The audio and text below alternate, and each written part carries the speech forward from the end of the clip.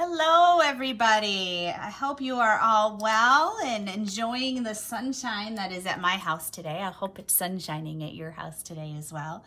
Today we're going to be making maracas. Do you guys know what a maraca is?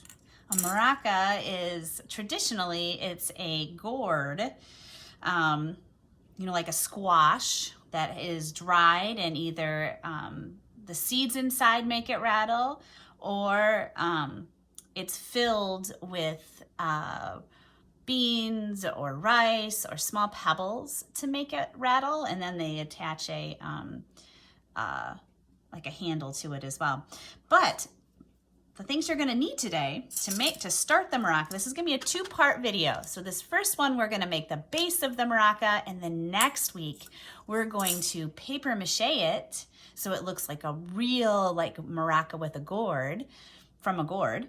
And then I'll teach you guys how to, this actually might be a three-part video actually. So we'll make the maraca today, we'll paper mache it next week, and then the following week we will paint it. Super, super exciting. All right, so back to our maracas. Does anybody, well, first of all, the things that we need. We need 2 plastic spoons. If you don't have plastic spoons, you can use forks if you have plastic forks. And you can also use real spoons.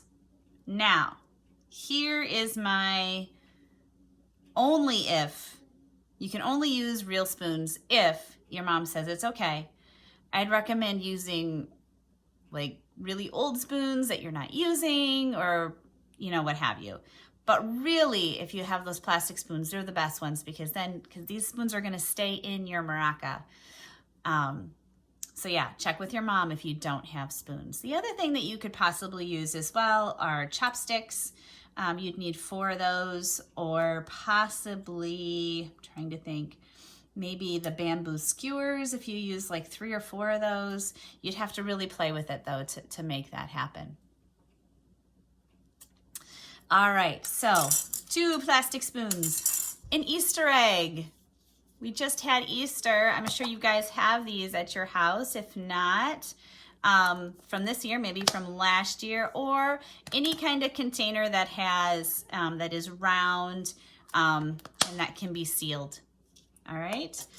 You also need some masking tape. Okay. And then something to put in your maracas. Now for me, I have lots of popcorn, obviously. You don't have to use popcorn. You can use any beans. You can use our dry beans. You can use rice. You can go outside and get some pebbles if you want to do that. Like, pebbles are really small rocks. It could be, yeah, I think you should have one of those things at your house. All right, so first things first, let's talk about where maracas come from. Set all this stuff aside and get my map out. All right, so do you guys remember where we are at? We are in Michigan, that little mitten here in North America. I'm gonna color it in as always. So the beautiful thing is that maracas come from our hemisphere in South America and in Latin America.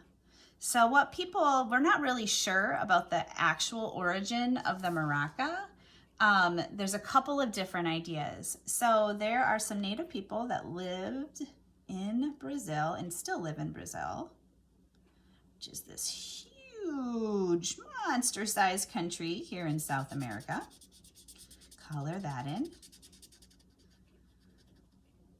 And then there is Venezuela. Venezuela is this country right here, just north of Brazil. And then the other island, there's an island that also has a strong history of making maracas very early, and that's Puerto Rico. And that is, I do believe that's that little island right there. All right, so Puerto Rico, Venezuela, and Brazil. What if you were to draw a line, it kind of makes a straight line, right? So what they think is there's some native people in Brazil, and there was some epic warring that was happening at that way back in the day, and they made maracas. And then what they did use these maracas for were for special dances, special religious ceremonies. These maracas were used to heal people to help heal people when they were sick. And these people moved to Venezuela to get away from all of the warring that was happening here. And then stuff started happening in Venezuela. So they then went across the water to Puerto Rico as well. So there's lots of different theories about when maracas actually started to be developed, but there is history in all three of these places around the same time of maracas being created. So back in the day, maracas were created from traditionally a couple different types of vegetables or squash. One is originally made from gourds, and I'm probably not going to say this very well, but I'm going to attempt it, so I apologize. It's called la Yaria, okay? And then there's also a fruit that they made these gourds from too, called calabash. And these ones they filled with pebbles and then put a handle on. All right, so a couple different ways to make gourds. Since we don't have gourds at this time of year here in Michigan, or maybe your family does and you can paint just a regular gourd, you can do that. A really fun project may be to actually grow some gourds in your garden this year if you guys are planning to start a garden, and then make some maracas when they dry out. And the seeds will break loose and you'll be able to shake them, or you can drill a hole and fill it and then cover up that hole as well. So some different ways of making maracas. So for us today though, we are going to use our Easter eggs. All right, let's see. So the first thing we need is our item that is going to hold our, for me, popcorn. For you, maybe rice. For you, maybe dried beans. So I'm gonna take some of these popcorn kernels and I'm going to place them in my egg. Maybe having your mom help you do this so we don't get kernels or rice all over the place. A fun experiment would be to make a couple of different ones of these with different items in the eggs, and maybe with different amounts too. So if you have a lot of different kernels or a lot of different beans in, how does that affect the sound? Does a maraca filled with rice sound different than a maraca filled with beans? Does a maraca filled with corn sound different than one from beans? One with pebbles? So you can see what I mean. It's a nice little experiment, a fun experiment to do as a family. All right, so I've got my popcorn in there, and I'm just gonna snap it shut.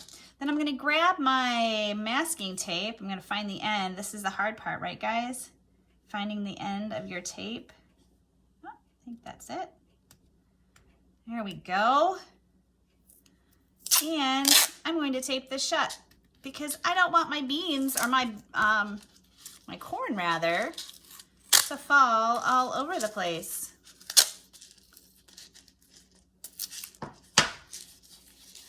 And let's test it out. Pretty great so far. I'm super excited for my maraca. All right. Then we decide, do we want pointy end up or do we want round end up? It doesn't matter. It's completely up to you guys aesthetically, what way that you want them to be. I think I'm going to, with my spoons, it seems to fit. I guess we'll try it. I think we're gonna do bigger side down. All right, so then I'm going to keep my spoons right where they are, trying to line up those handles. I'm going to actually get my tape ready first. I'm gonna take my tape and place it on my table, just real gently so I can grab it when I need it. All right, got my spoons on there, making sure they're kind of in the middle, kind of lined up. And I'm gonna take my tape and go all the way around my maraca again.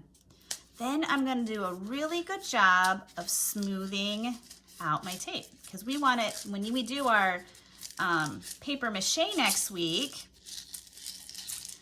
we want to make sure it's nice and smooth so we don't see that tape after we're all done.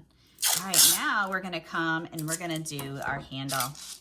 So I'm going to start at the bottom and tape it all the way around, really super tight, so we don't get any movement. And then I'm just going to take my tape and start moving my way up the whole handle. You can see how I'm spinning it around and making it nice and tight, as tight as I can make it. All right, so I got some big gaps here. I'm gonna smooth it all, pressing all that tape down. The friction from your hands on here helps to seal the tape as well. Friction, everybody rub their hands together. Really super hard, really super fast. And what do you start to feel? Your hands are warming up, right? You're creating friction and energy by rubbing those hands together. So that same heat of you rubbing your thumb over the tape helps all the adhesive in there seal really super tight. So anytime that you're taping something down in a project, go over it and rub it really hard with your fingers, and that'll help to seal it even better. All right, so I'm gonna take another piece of tape and I'm gonna come back to my handle again. See here, since it's starting to get a little funky, I'm gonna break off my tape and then come back to it. Take the tape off again until I get a nice seal all the way around my handle. And what I'm doing here too, guys, is I'm starting to build up the base for our paper mache on our Maraca. All right, let's do that again.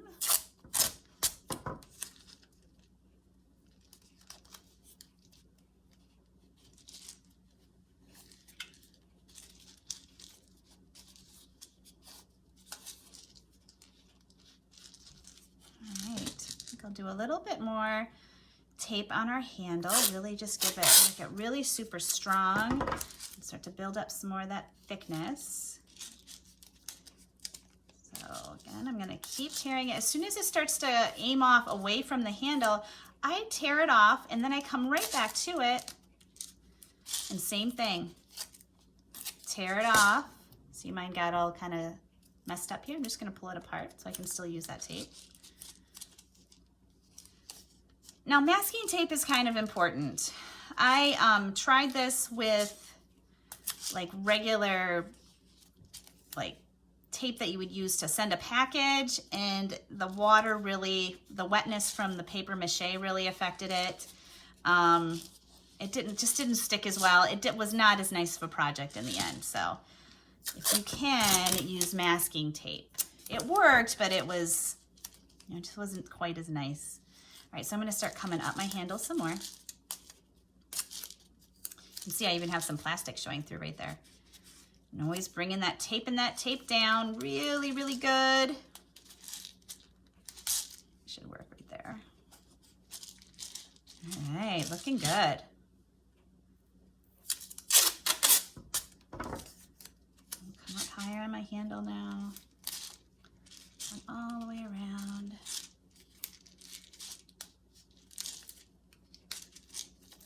And building that base so it'll look, you won't even be able to, in the end, it's super cool, guys. You won't even be able to tell that this is a spoon and just an Easter egg.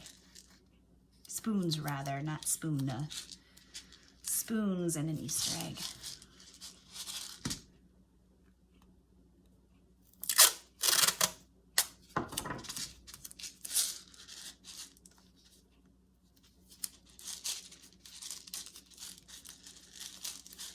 There's also a really long time tradition of paper mache in South America and Central America. What kind of paper mache do you guys know of from Central, South, and Central America and South America and Mexico? You've probably played a game with it at a birthday party or a quinceañera or lots of different celebrations use this kind of paper mache that I'm talking about. Have any of you ever played with a piñata before or made a piñata? Another fun project. Maybe we'll do that together sometime as well. All right, I'm gonna come around and just wrap my spoons a couple more times with the tape. And then I'm gonna have some fun playing my maraca. Again, rubbing all over the place, making sure my tape is nice and sealed down. All right, guys. Super, super excited how this has started and turning out so far. I hope you guys had fun making your maraca, and we will get back together next week to put our paper mache on, make it all smooth and one big solid color and shape. And then the following week, we'll go ahead and paint it. Thanks again, you guys, for coming, and I hope everyone enjoys your new musical instrument. You can do different, so we can go. Hear that solid rhythm? You can practice your different rhythms too. So have a lot of fun, you guys. I will see you again next week.